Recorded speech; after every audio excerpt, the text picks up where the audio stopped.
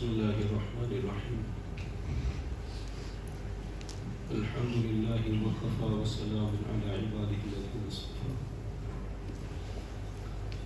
خصوصا على سيدنا محمد المصطفى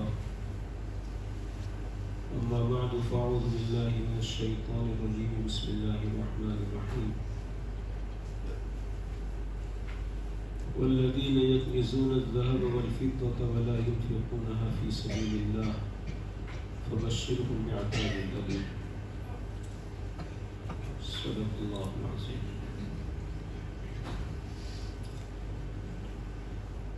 عزیز دوست اور بزرگوں، اللہ تبارک و تعالیٰ نے ہمیں مختلف قسم کی نعمتوں سے نوازا ہے۔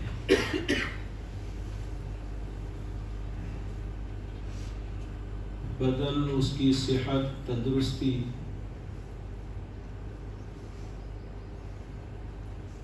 مال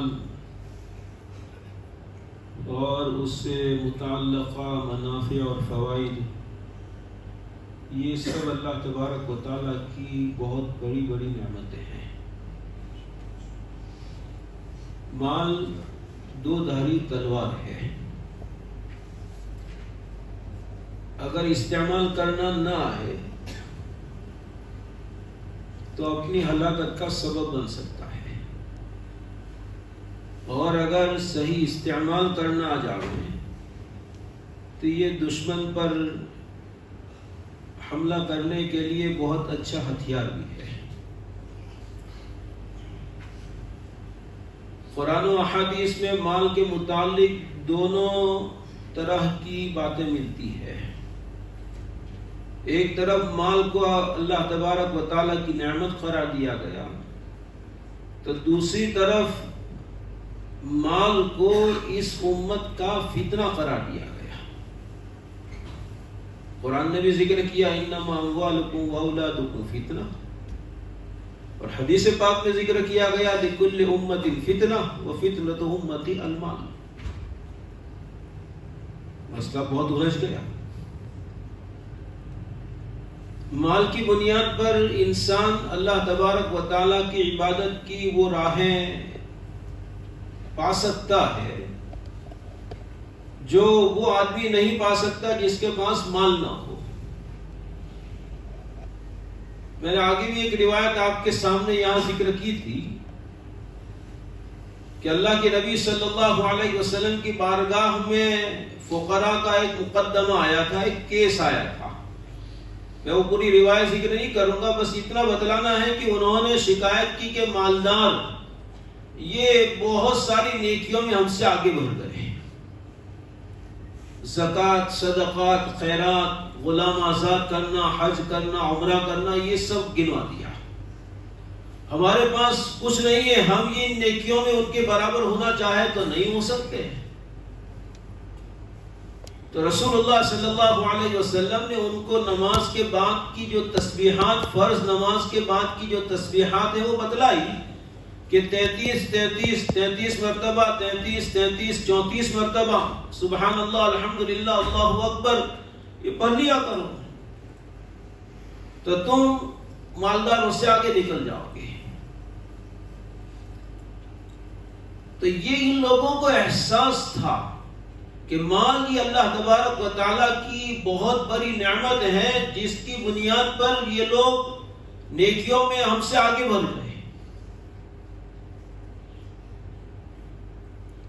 جن کے پاس مال نہیں ہے وہ ان نیکیوں سے محروم اپنے آپ کو پا رہے ہیں، لیکن جذبہ بھی ہونا چاہیے۔ دوسری طرف مال کو ہم دیکھتے ہیں تو اللہ کے نبی صلی اللہ علیہ وسلم نے اس مال کے متعلق ایک روایت میں فرمایا کہ میری امت کا فتنہ یہ مال ہے۔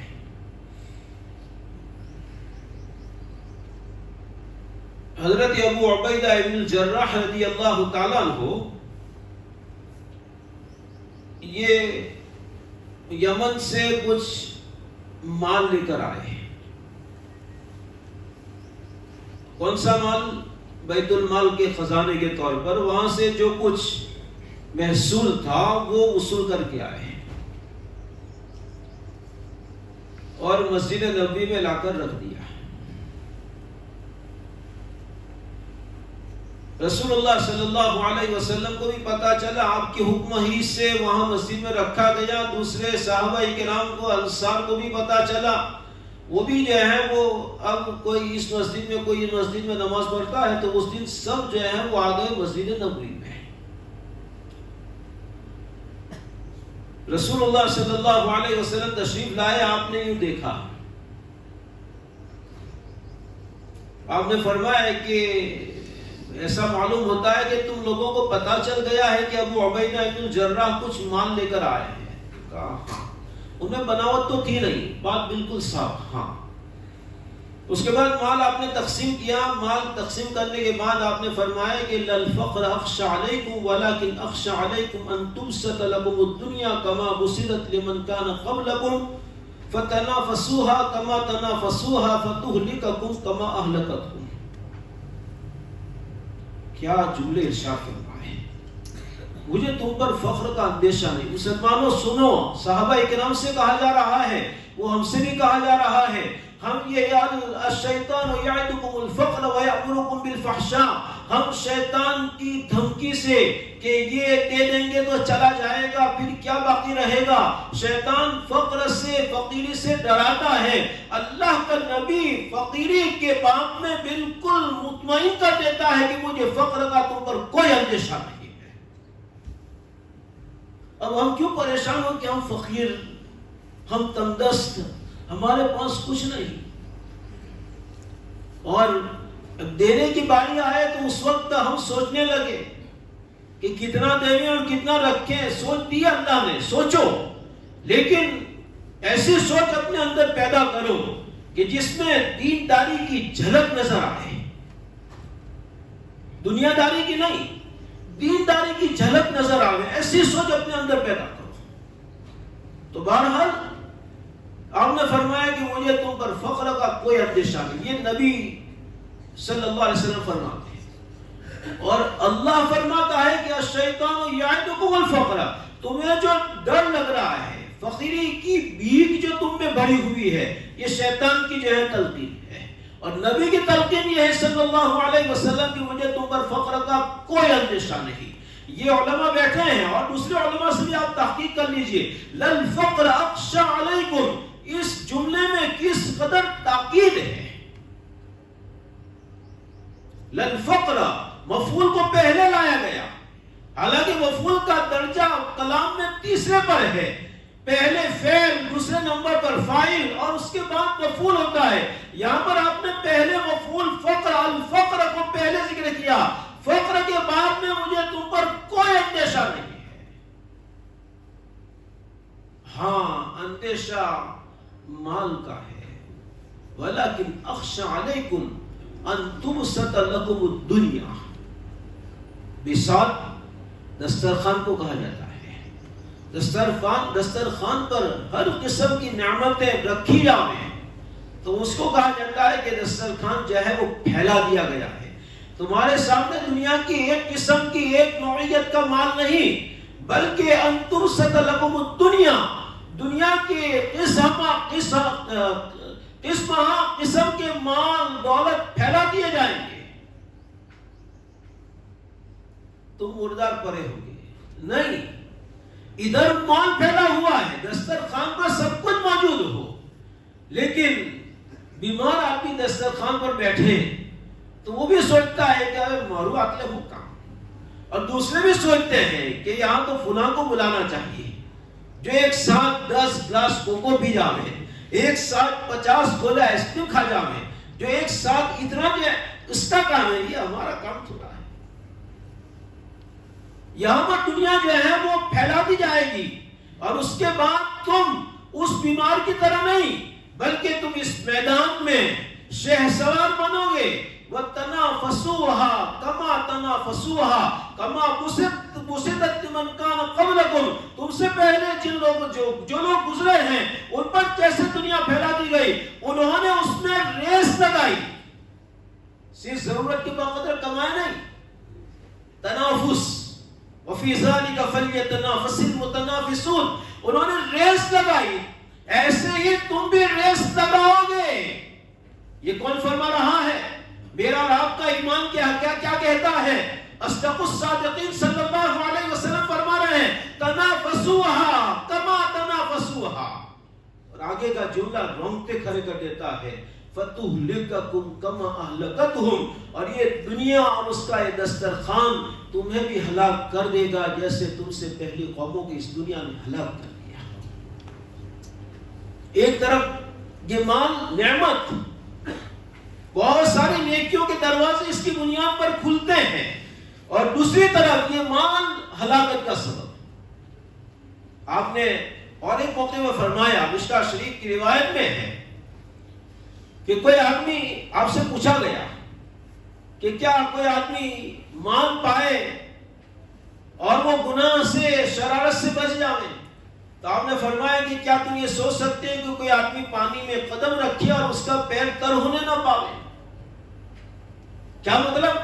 جس طرح یہ لازم ملزوم ہے، یہ ہونا ضروری، اسی طرح مال کے ساتھ طغیانی کا آنا، شرارت کا آنا، دوسروں کو حقیر سمجھنا، دوسروں کو طعن و تشنیع کرنا، اپنے آپ کو فخر و مباحات میں مبتلا کرنا، اپنی جان اونچی کرنا، یہ سب مال کے ساتھ آئے گا.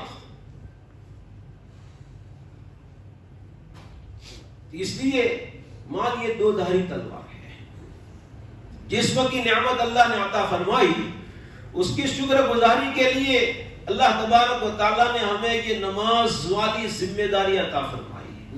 بدن کی نعمت اور اس کی صحت و تندرستی پر جو شکر واجب ہوتا ہے، اس شکر کی ادا کرنے کی سب سے بہترین صورت عملی طور پر یہ نماز ہے. جسم کا ایک ایک عضو جسم کی اس نعمت پر اللہ کی شکر گزاری میں مشغول ہو جاتا ہے جبکہ بندہ جو ہے وہ یہ نماز پڑھتا ہے.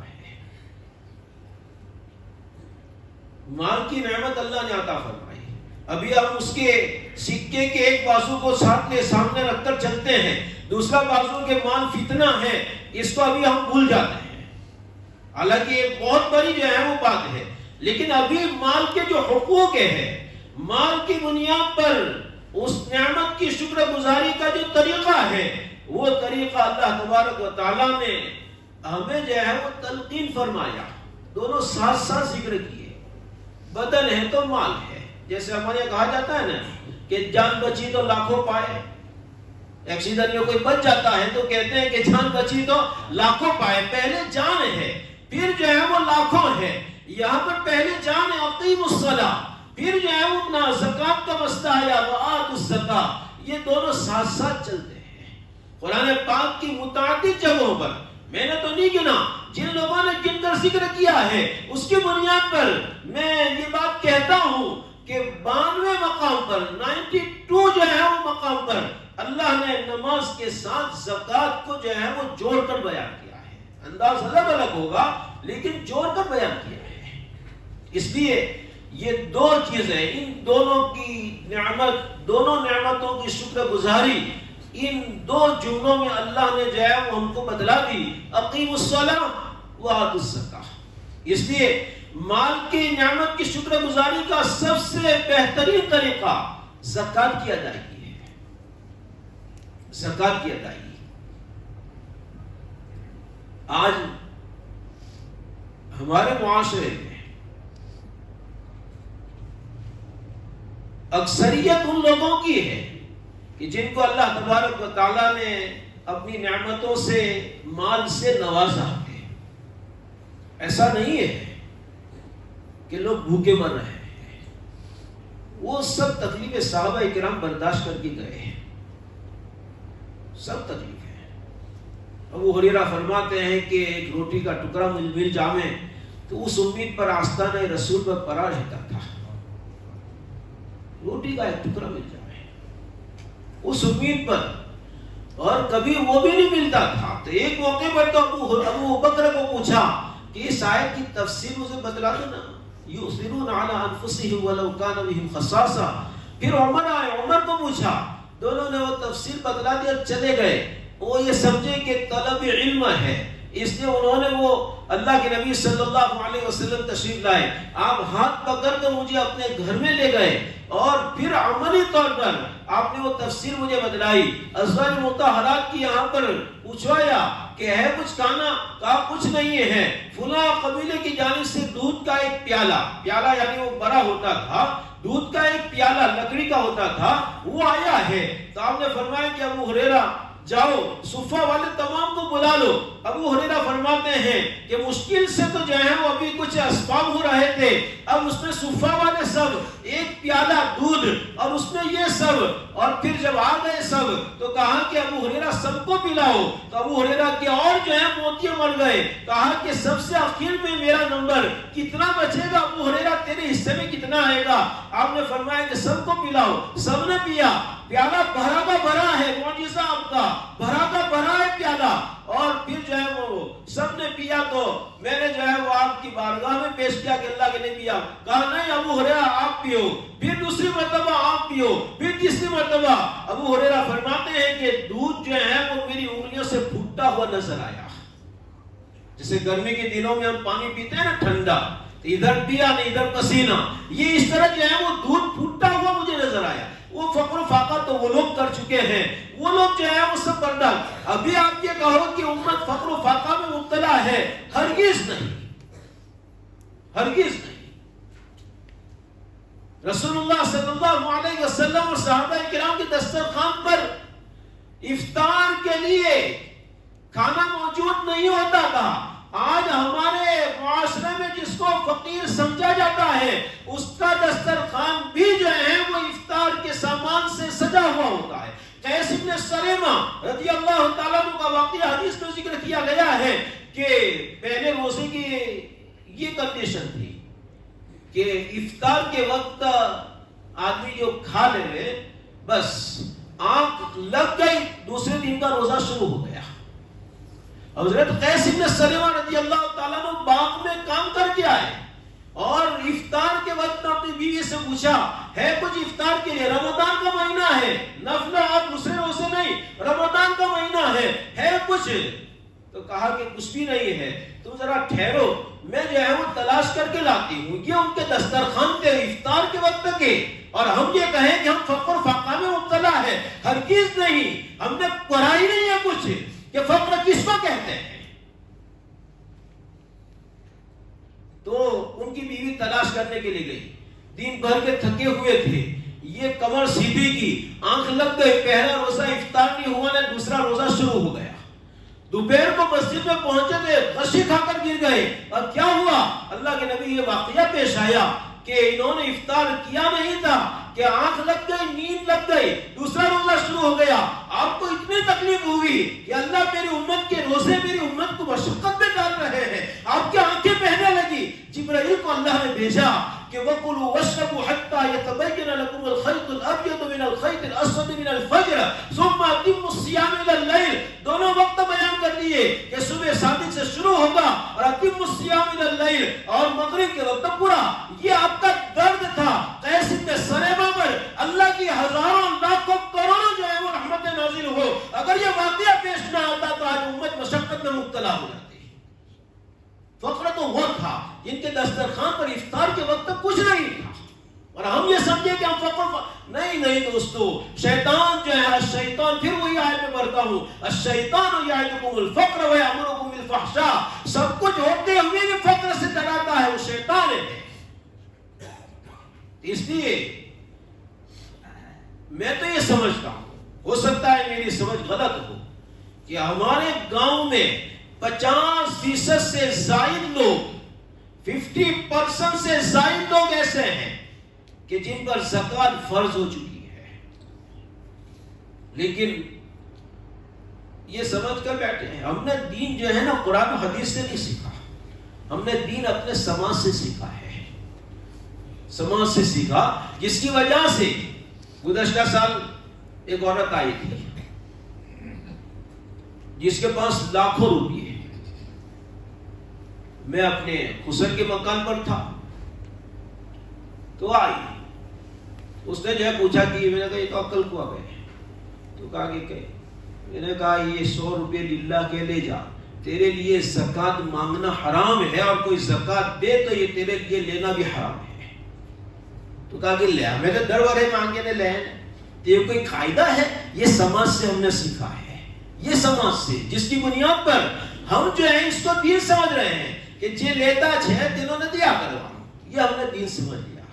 دوستو یہ دین نہیں ہے، دین قرآن و حدیث سے سیکھو، قرآن و حدیث سے۔